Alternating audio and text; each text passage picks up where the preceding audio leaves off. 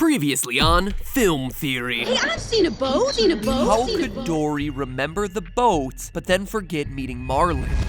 I am on to you, Ellen DeGeneres. Keep swimming, swimming, swimming. Finding Dory? More like exposing Dory. The truth is coming out. Dory doesn't suffer from short-term memory loss. She's faking it.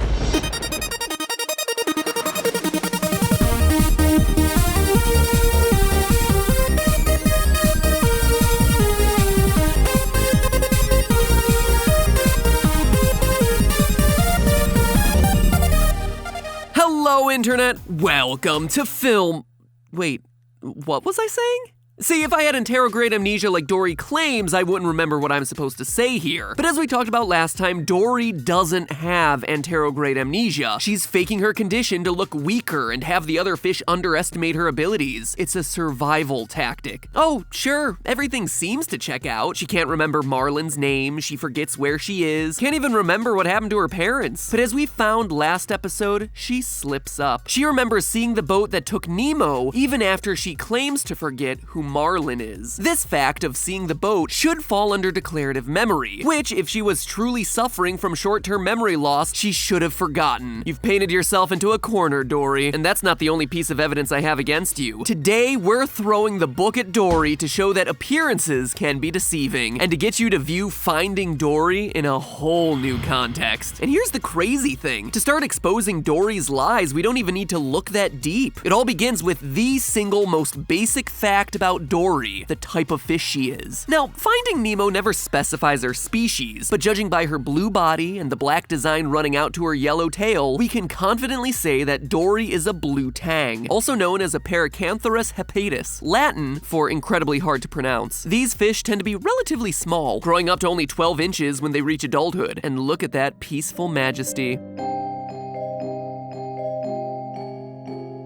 And yet, it's time to explore some true facts about the blue tang. That curvy blue body hides a caudal spine, which extends out when threatened, slashing and wounding predators. That makes Dory like the Wolverine of fish. Snicked indeed. And that's not all. If consumed by humans, blue tangs may cause poisoning. And some blue tang fish even have venomous glands in their fins. Wow, Dory is far less cute than Finding Nemo would have you believe. Behind that angelic blue body and a freckled big-eyed face lurks a venomous monster. Zay Frank, I miss you and your True Facts series. Come back to YouTube. Come back! But okay, let's go back to the whole memory loss thing. Dory states that the source of her short-term memory loss is hereditary. I forget things almost instantly. It runs in my family. This may be a simple reference to the old myth of goldfish memory, the belief that fish are dumb and have short memory spans, only able to recall events for about 3 seconds or so. This, though, is just not true. Not a true fact about the blue tang. Fish actually have surprisingly strong memories, lasting for up to a year. Carp that have been caught by fishermen have been seen to avoid hooks for up to a year afterwards. Researchers even discovered that they could learn to associate certain sounds with food, and then remember it 5 months later. There is ample evidence that fish are just as intelligent as mammals, capable of the same intellectual feats as rats or mice. They can learn their way around mazes, they can learn to recognize other fish, and they can remember prey from predator. Thus, we can't dismiss Dory's short-term memory loss as just being symptomatic of her being a fish. So the question remains then, can you inherit short-term memory loss from your parents? The answer here, once again, is a big no. Short-term memory loss is typically caused in one of two ways: drug and alcohol abuse or severe brain trauma. Benzodiazepine drugs, typically used to treat panic attacks, if misused, can cause amnesia-induced side effects. Drinking a bunch of alcohol can cause blackouts, which blocks the brain's ability to transfer short-term memories into long-term memory. So if you go out on a late-night bender and can't remember what happened to you the night before, congratulations, you just gave yourself anterograde amnesia. A winner is you. And chronic alcoholism can lead to Korsakoff syndrome, where brain cells are unable to produce enough energy, and as a result, break down and cause permanent anterograde amnesia. So unless Dory is regularly swimming her way out of a bourbon bottle, it's not gonna do it. Although, that would be a very different movie. New from Pixar, an uplifting family-friendly story of one fish's struggle to combat alcoholism. Coming this summer, Finding Dory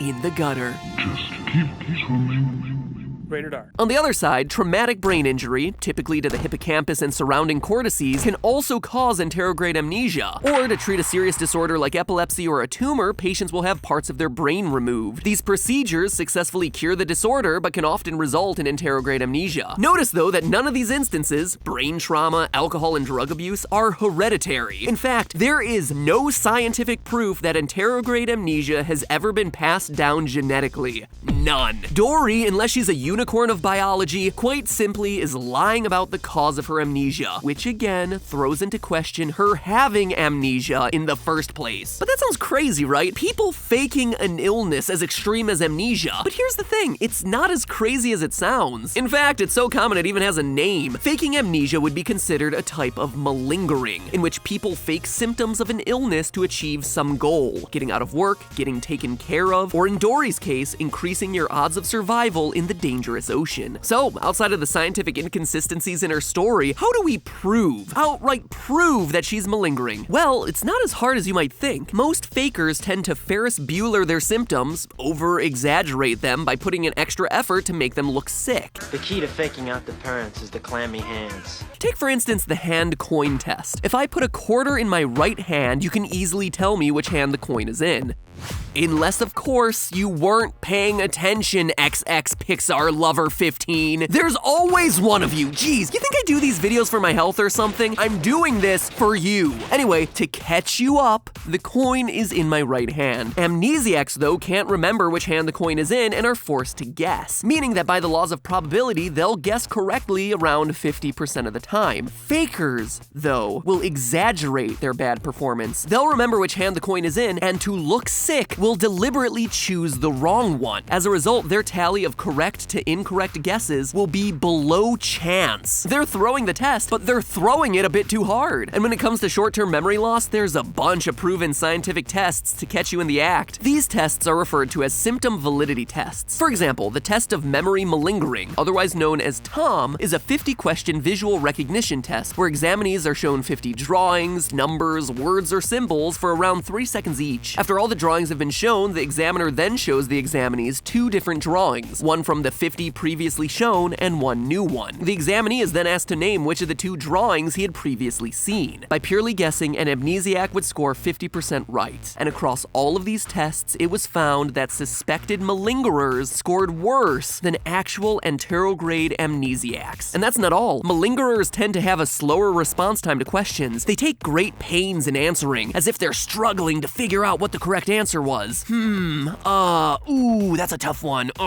True amnesiacs, however, tend not to have that much delay between question and answer. And finally, psychologists use what's known as the primacy effect to test so-called amnesiacs. This is the tendency to more easily remember items from the beginning of a list rather than the middle. So if I give you the numbers 82963555962, you're most likely to remember the number 8 because it was the first number of the bunch. Fakers show this effect, people with amnesia don't. Knowing all that, look at Dory. Dory, like most malingerers, consistently answer questions wrong, far below mere chance. Midway through Finding Nemo, a school of fish try to give Dory directions by showing her a number of different sea creatures. However, Dory is unable to identify a single one, failing to recognize a swordfish, a lobster, and an octopus. Now, you're probably thinking, hey, MatPat, give Dory a break. Maybe she can't remember what an octopus or swordfish are called. She does have anterograde amnesia after all, except Dory previously has shown that she has quite a knack for remembering different aquatic life. She easily identifies a shark. Hey, look, shark!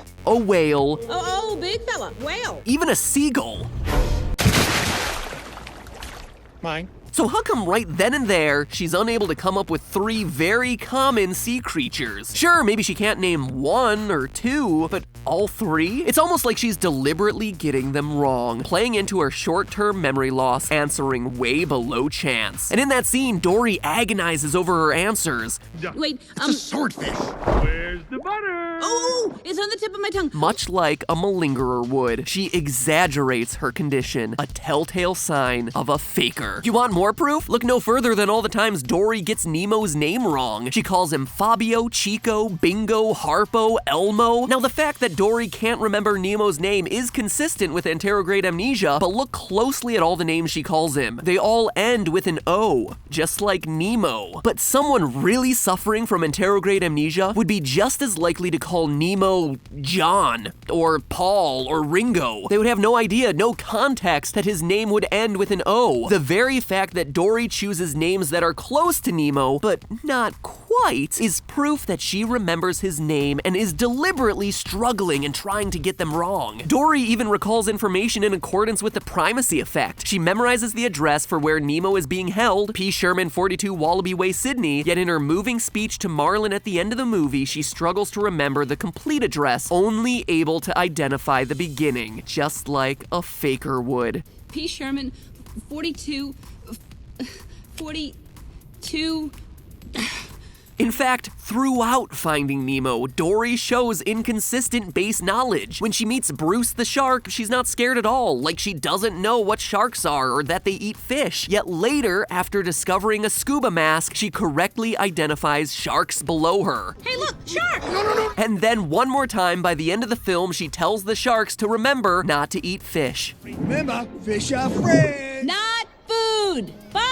So which way is it, Dory? Do you remember what a shark is or not? Do you remember that they eat fish or not? Because if you didn't know that they eat fish the first time you met them, then you shouldn't remember hours and days later at the end of the movie when you see them again. So which is it, Dory? Do you know whether sharks eat fish or not? Checkmate! Checkmate, you fictional, computer-animated fish, you! We gotcha! So you always thought Finding Nemo was a wholesome tale about a good-hearted father finding his kidnapped son with the help of a lovable but simple-minded companion. Nope! Let me break down what's really happening here. Dory, completely alone, sees another lone fish screaming about his missing child, a kindred spirit, an easy mark. Dory uses her perceived weakness to trick predators like the shark, whale, jellyfish, anglerfish, who all just buy what Dory's selling. When Marlin attempts to get away from her, Dory immediately begins to cry, emotionally manipulating the clownfish to take her along with him. Over the course of the film, she pretends to slowly get better, linking her perceived progress with Marlin. Now, Marlin can't leave Dory out of guilt because he thinks he's the only thing keeping her together. And that is the true story of Finding Nemo, how a con artist manipulated the emotions of a grieving father into letting her into his home. But hey, that's just a theory. A film theory. And cut.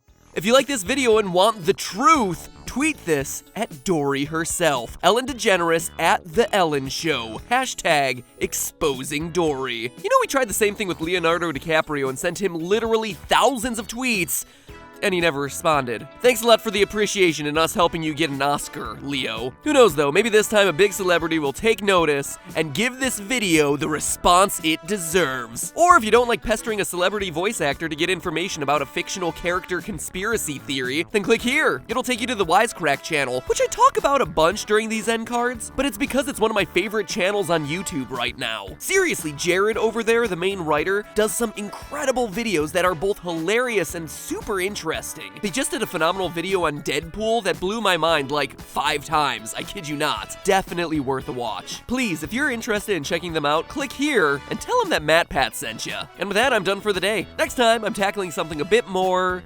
sweet. See you then.